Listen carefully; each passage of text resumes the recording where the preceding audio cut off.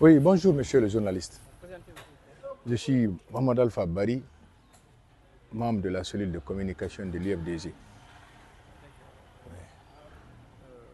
Nous avons aussi la dernière sortie de... Lève un peu la voix. La dernière sortie de Madefine Diané sur la radio Espace, soi-disant que l'UFDG a volé les élections en 2010. Et celle aussi qu'il avait dit qu'Alpha Condé c'était presque une personne nulle, si on peut le dire ainsi.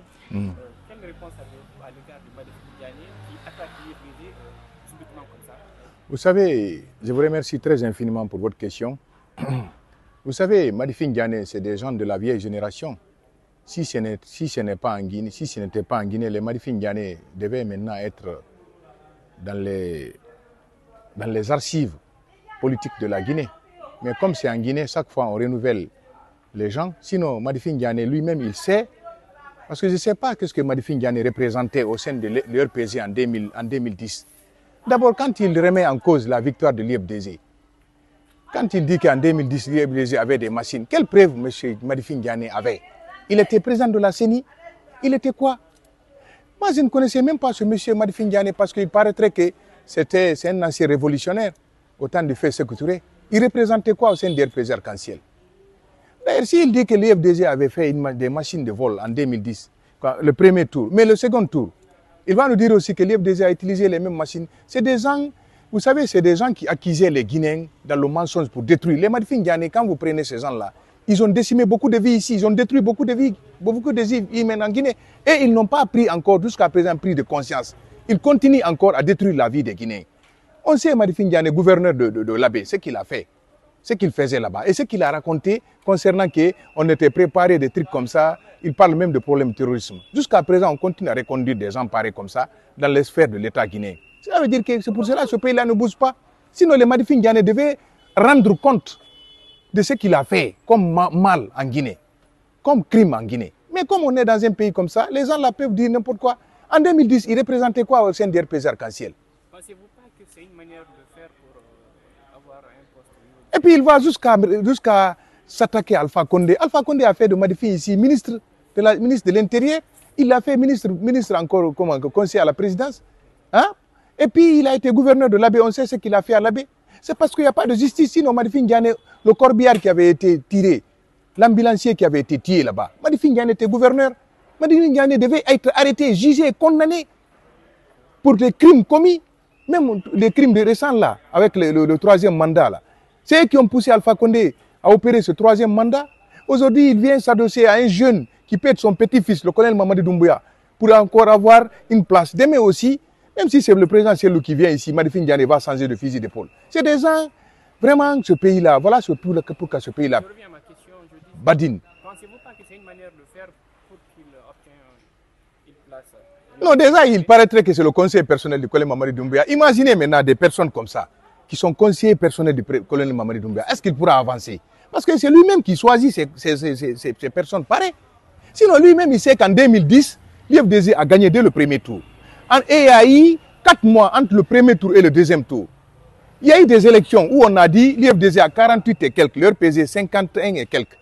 Une courte victoire. Alors il va dire que le second tour aussi, c'est des machines qu'on a utilisées. C'est des gens qui sont en Guinée ici, qui ne disent que des contre-vérités pour distraire le peuple de Guinée. Pourquoi à chaque fois une personne se lève, s'attaque à l'UFDG subitement? Non, c'est parce que l'UFDG est importante. C'est parce que l'UFDG fait égayer des jalousies.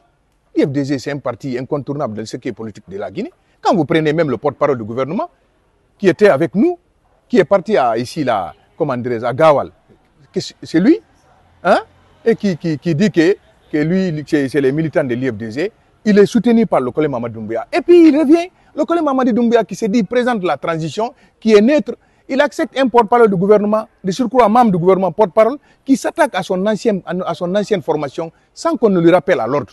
Cela veut dire que c'est du désordre. On est dans un désordre dans ce pays-là. Une dernière question qui fait l'actualité aujourd'hui. Nous avons vu le journaliste français qui a été arrêté ces derniers jours et expulsé en France. Il a divulgué des informations alarmantes dans notre pays. Qu'est-ce que cela vous inspire? Non, moi, l'information de ce journal français-là ne sont pas... Moi, je ne m'alarme pas parce que je savais pourquoi. Je savais parce que vous savez, le jour de la prestation du serment de Colin Mamadi Doumbouya et des membres du CNRD et des membres du gouvernement, personne n'a daigné déclarer ses biens. Quand vous voyez aujourd'hui ces gabésies financières, ces gabésies, ces détournements à grande échelle, cela veut dire que c'était sciemment préparé. Sinon, si le Colin Mamadi Doumbouya et son CNRD et les membres du gouvernement étaient disposés à gérer bien les fonds de la République de Guinée, ils allaient déclarer leurs biens. Qu'est-ce qu'ils avaient avant de prendre fonction? Ils ont enlevé madame, parce qu'elle avait sommé à ses ministres et membres du gouvernement. Mais je vous ai dit, lui-même, il a refusé de déclarer ses biens. Vous connaissez le budget annuel de Colin Mamadi Doumbouya? C'est 864 milliards de francs guinéens par an. Chose qu'Alpha Condé n'a pas osé. Une jeune militaire qui n'est élue de personne, qui s'est taillé un budget aussi colossal de 816 milliards de francs guinéens. Ça vous dit quoi? Et les 800 et quelques milliards, où il amène ça? Il est élu de qui? Il s'est taillé. C'est le ministre de budget qui a osé octroyer ce budget faramineux à la présidente de la République. Vous voyez, rien ne doit vous étonner. Pour finir, vous êtes habillé en mode Sili aujourd'hui. Qu'est-ce que aujourd'hui le Sili vous représente aujourd'hui, le Sili? Non, vous savez, je suis guinéen. Je suis guinéen, c'est Dieu qui m'a fait de guinéen. Je n'ai pas choisi d'être guinéen. Dieu pouvait me faire japonais, américain, ainsi de suite, mais il m'a fait guinéen. Je suis obligé de soutenir la Guinée. Hein? Mais je souhaite que le Sili national fasse un sursaut national. Moi, je souhaite que les joueurs, vous savez, ce n'est pas la compétence qui joue. Il y a le patriotisme. Il y a une équipe qui était partie ici, je ne sais pas si vous vous souvenez, l'épique, comment dirais-je, je ne sais pas si c'est Zambienne, qu'on appelle Sipolo Polo. Une équipe locale. Il n'y a aucun professionnel là-bas, mais ils avaient pris la Coupe d'Afrique. Il suffit seulement d'avoir le patriotisme. Mais le Sili national, il y a ce manque de patriotisme qui taraude les footballeurs guinéens, les joueurs. Il faut qu'ils fassent du patriotisme, qu'ils mouillent le maillot.